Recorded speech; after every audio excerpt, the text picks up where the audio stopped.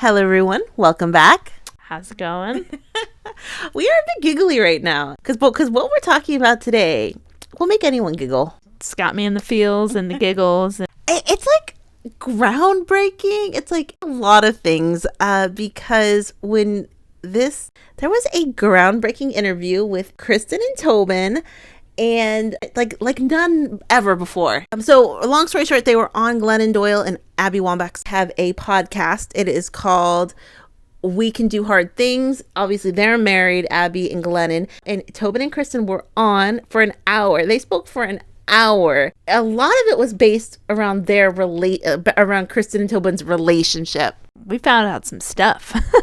And I think for a lot of people, I mean, over the last 10 years of PREATH fans, the Tobin Christen PREATH fans, Sara and I have talked about it. We didn't join the fandom until a little bit later. A lot of the people who have been in the PREATH fandom for a long time never knew if an interview like this was going to happen, because it talked about the relationship and they talked about things that they've never talked about before. It was really them opening up their hearts in a lot of ways. It's so sweet, and you really, after all these years, you finally get an insight into some of the questions we've all kind of had for a while. It was an hour-long podcast. Sara and I are not going to talk about everything, but just because we couldn't, it would take us an hour to talk about what we've actually thought about every part. But there's a few points that we really want to talk about. And they touched on a lot of different things, not just the relationship. They talked about obviously love. They talked about the privacy of the relationship. They talked about Tobin talked about being queer.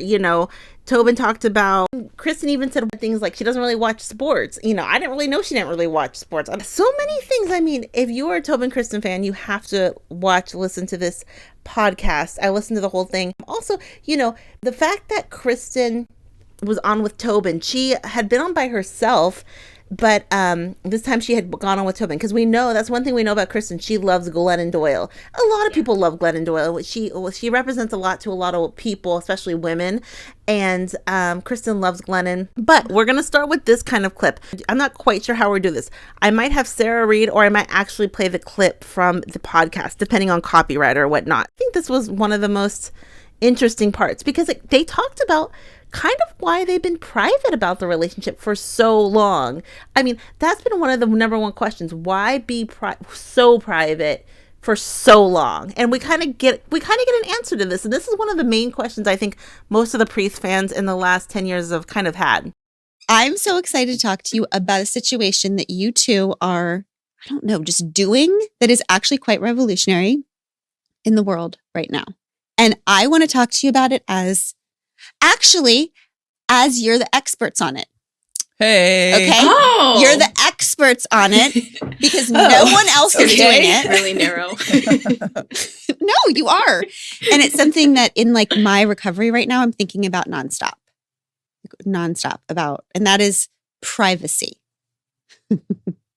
So I read Christen say that both of you have a joy for sacredness and that you deeply appreciate privacy, and that you have an opportunity to model privacy as a valid way to be, even in the public eye. As models, especially for people who might be struggling in their personal life or in ways that make them vulnerable in their community, like their relationship could make them vulnerable in their community. So, in other words, while many people in the public eye, including athletes, are choosing to show their interior lives in big and loud and public ways, which is valid and amazing, you two are showing to the queer community and to everyone the beauty of doing it quietly and privately, which is it's revolutionary, and actually it's resistance. Yeah, it is. It's resistance. I'm I can't stop thinking about it now because we're in this world where your value is what you can show people, and the clickbait and the exposure. So I'm thinking about this a lot in terms of looking back on my last 15 years and what my family has gained and what they have lost by opening ourselves up to the world. And it's a lot. Mm-hmm. It's one of those things I don't even like looking back on directly because there's a lot of things in the lost column.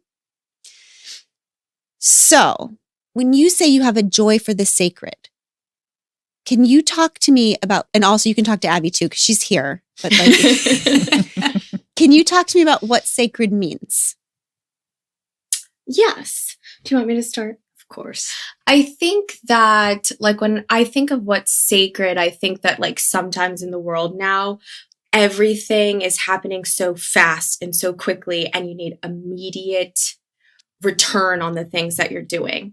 And when I think of something that's sacred, I think of something that's like intentional and it's slow and it's a little bit ours. And I think like a little bit of protection from some of the worst parts of society.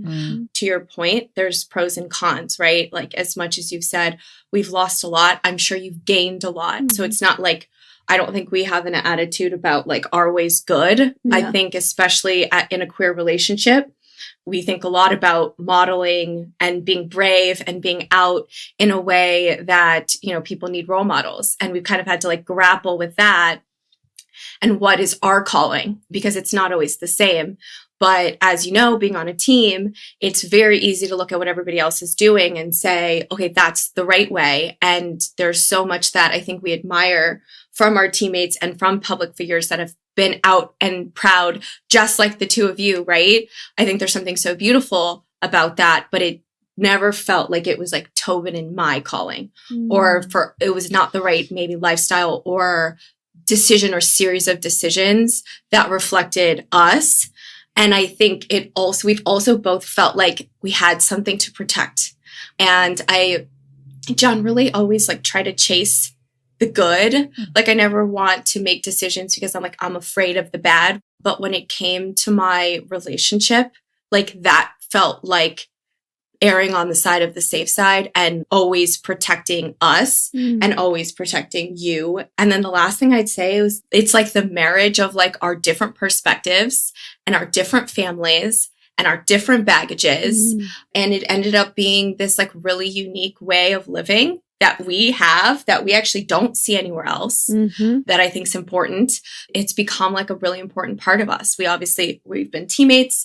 We run a business together. So I think like the way that I see it is it's like don't look at us, look at what we do. And it allows our relationship to be ours and special and feel a little bit safe. And it allows us to have a space to like share our passion and our life's work with more people. Wow. Wow. And that was insightful. I mean, that's kind of what we've been wondering. A lot of people, myself included, have been wondering the last, 4 or 5 years that we've been in the fandom, 10 years, other people have been Tobin and Christen fans, where, the choice to be private, because that has been a choice.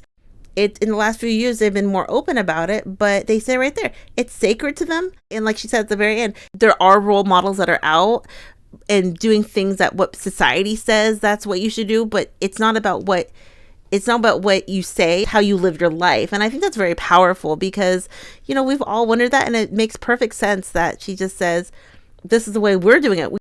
There's more than one way to have, a queer relationship or, a public relationship even. Like there's going to be those people, those trailblazers who, like Megan Rapinoe, openly showing their love, and that's fine.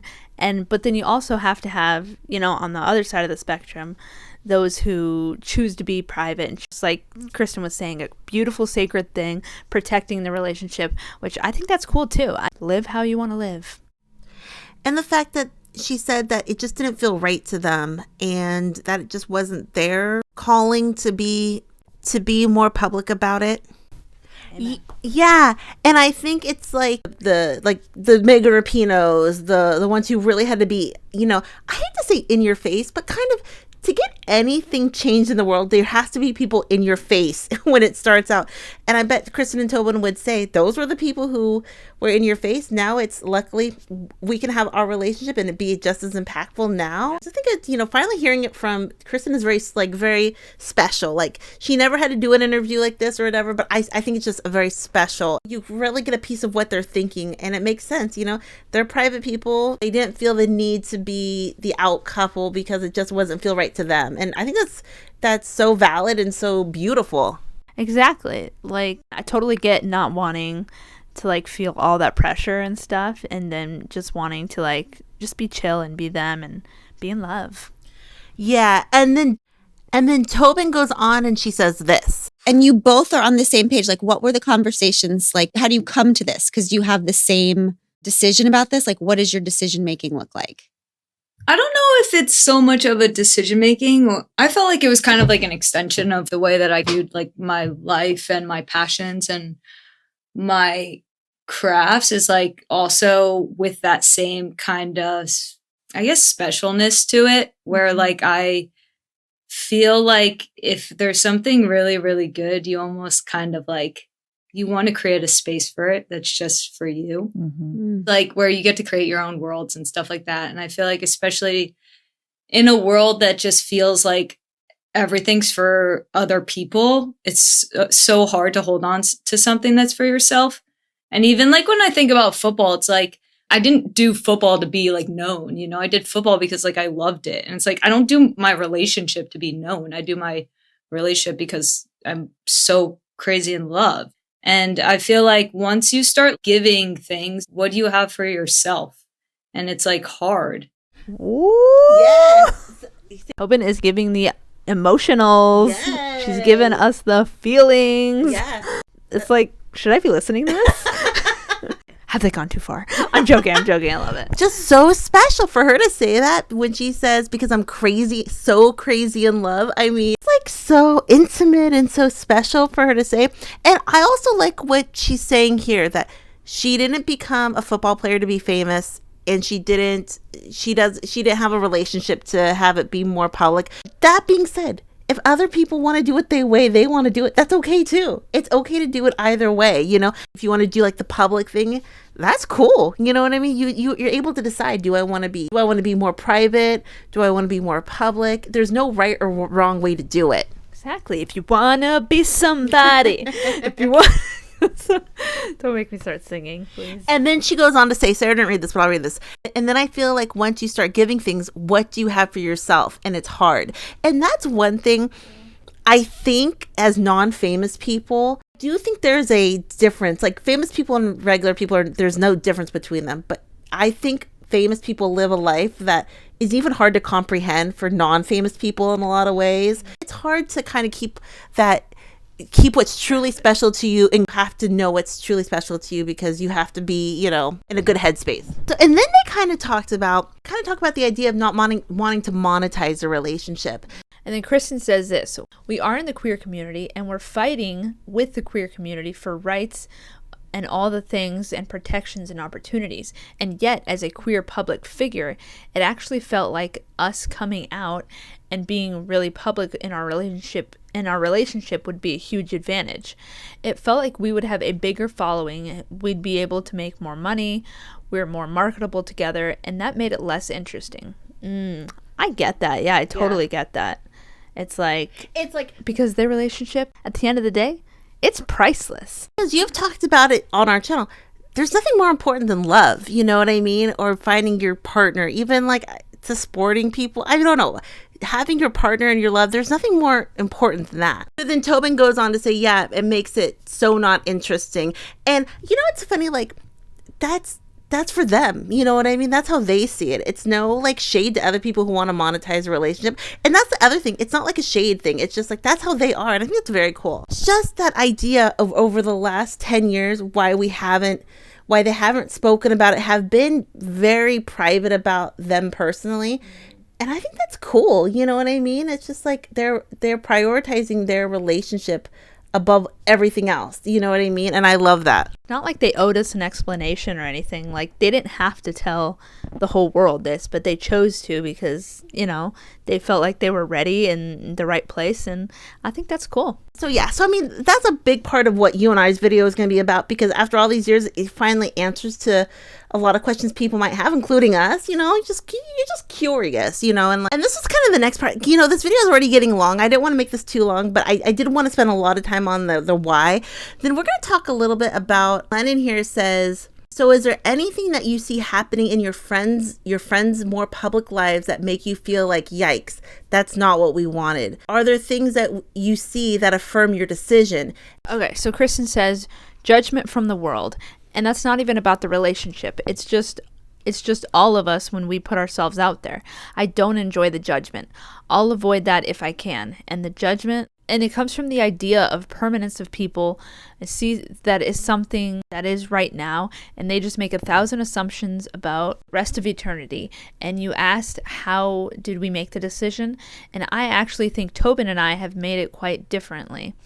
I would say Tobin, compared to what I expected, is extremely non-committal. And so you can tell them your whole 7-year contract situation if you'd like. I think Tobin's going to go on to explain her 7-year contract situation. But before that, she goes, but I think there's something that Tobin said to me that I had to understand early because I had expectations of what a relationship is. And that is like you sign in blood that you'll never leave no matter what. So Christen says, I think there's something that Tobin said to me that I had to understand early because I had expectations of what a relationship is. And that was like, you sign in blood that you'll never leave no matter what. Which and that's always works beautiful. well. Always works well. It And never I had goes modeled bad. for me from my parents. And I was like, that's what love is. But then Tobin said to me, she said, every single day I wake up and I make a decision to be with you. And that's romantic to me. And I was like, oh, that makes me feel way better about your lack of commitment. Good job. Good job. But I think it is beautiful. So I think like part of what I've seen in other people, to answer your question, is like the world assuming that they know about their relationship when they don't. Mm-hmm. And I don't want that. And I don't think that was anyone's decision, but it was just the consequence of being in the public eye. That part was so cute. Every day I wake up and I make the decision to be with you. And that's romantic to me. I mean, nothing's more beautiful than that. I make the decision to love you and to be with you. I mean, I make the decision to be with you. It's not that we got married and yeah, we're together, of course. I make the decision. I think that is very powerful. hell yeah, that's beautiful. That's poetic right there. It's very sweet. And then Tobin goes on to explain her 7-year contract.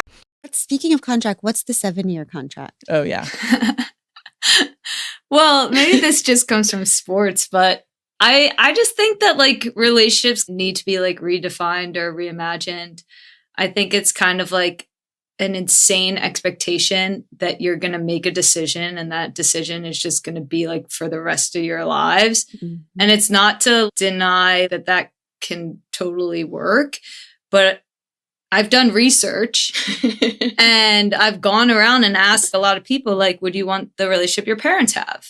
And I only met one person to date that said yes. No way. Yeah. It's really important for me, like for modeling maybe like different ideas of what queer relationships can be.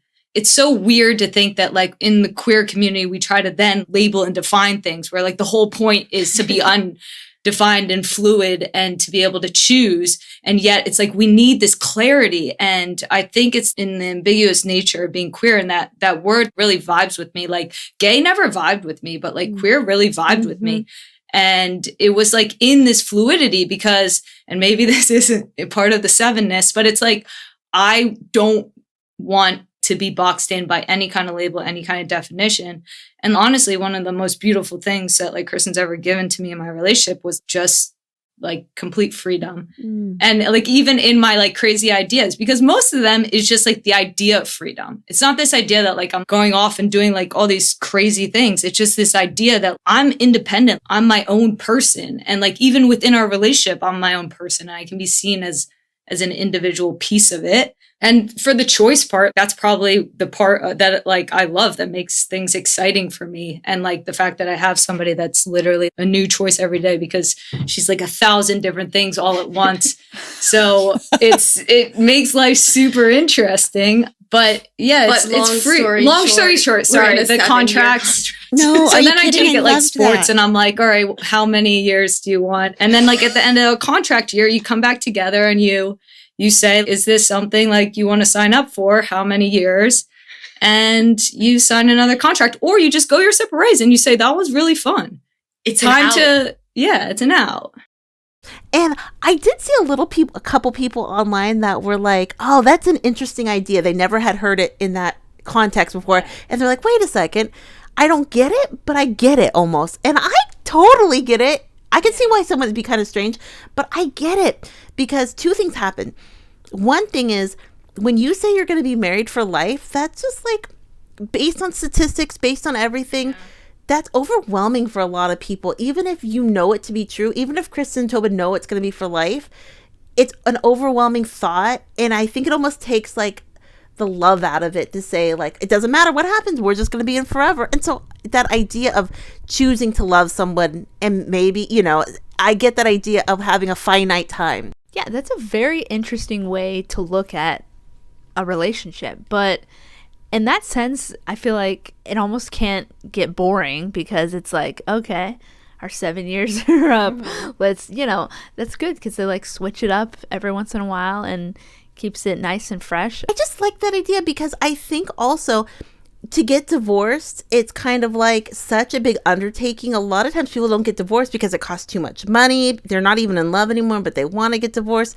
But this way, it's kind of like, I'm choosing you another 7 years. Because realistically, as much as divorce costs money and it's hard to get divorced, sometimes anyone can leave anyone at any time. Yeah. You know, that's the way it goes. So I like the idea of 7 years, because you go to the person saying, you still want this, I still want this. This is amazing. And then I really like that idea, especially in terms of marriages and contracts, because that's what they are. To be like, why is it forever?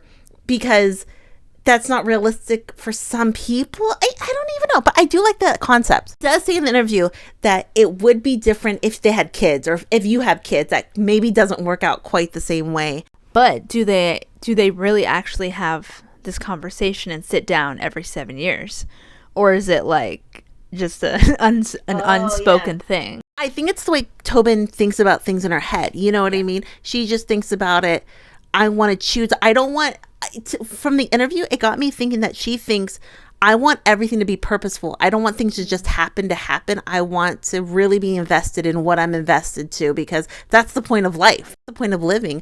And if we're lucky enough as humans on this planet, we can do that. Sometimes the luck does not go in our favor, but if it does, hey, you know, hard work, luck meets opportunity, meets success, you know, everything. Such a creative way of thinking. Such a different, you know, out of the box. I like that. We might do another part of this because, gosh, this was so, hearing them talk about their relationship, because that's really what they did for, you know, a large part of the interview. Just talked about how they communicate, or how they, you know, they talked about that they sometimes get in fights, and that the way they communicate is different. I think they said they're fire, something like that. But we're maybe going to do a part 2. Also, if there was part of the interview that you guys really liked, down below, put down, and maybe we'll talk about it. But I guess the 2 parts is, you know, Tobin chooses every single day to say, I love you. I love that part. That was probably my favorite part of the interview. I choose to love you. I wake up every day and choose to love you. And also, why were they private so long? And it makes a lot of sense. Yeah, I agree. That was a great interview. I mean, there's so much to unpack. I love it. To know where they've come. I mean, they've been together so long at this point. We still don't know their origin story exactly. You know, we have ideas. Okay. The one thing that Sarah's giving me the cutoff, but the one thing that I wanted to say, that Christen says, she talks about, you know, a lot of times she likes to do things that she's good at. You know, it's not necessarily I have hobbies, or I like to do this. I like to do things that I'm good at. And that's how I decide if I like something, if I'm good at it. And she says in this interview, she goes, and then they ask her, like, what's one thing, you know, how does that work to find things that you like or whatever? And then Christen says, honestly, the only example I have for something that I know that I like, I chose that is innate in me, and it's Tobin. I can't think of a single other example. Ooh. Oh, and maybe a dog. Yeah, that's a very bold, powerful statement. Yeah. I like that. Because we think, oh, she must have chosen soccer because she's so good at it. But she kind of said she chose soccer because she was good at it. And not only did she choose soccer because she was good at it, her parents really gave her that positive gave her positive a reaction to it because she was good at it. So she scored a goal. Her parents were happy. Did she really love it? Based on what she says, not really. She kind of, she liked it enough, but the one thing she really chose in her whole entire life is Tobin.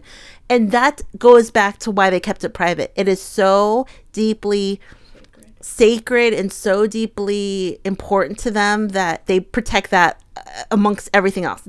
And also, I've always said this too. It's like the idea of the Pandora's box. Once it's out in the world, it's hard to put back in. Yeah, you can't take it back. Yeah. I think a lot about that too. And I think a lot about that in terms of social media too. Once on social media, you put something out in the world, I think people are more understandable if you do want to take things back, or people let other people reset more than I think they did in the past. But I think the idea of once something's out there, so just protecting what's so important to them. Yeah. So what does everyone think? There are other moments of this interview that are just so I don't even know the word. Insightful, so beautiful, sexual.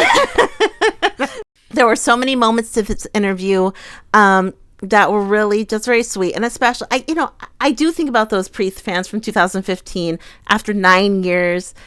That's like a whole baby being a teenager by that time. You know what I mean?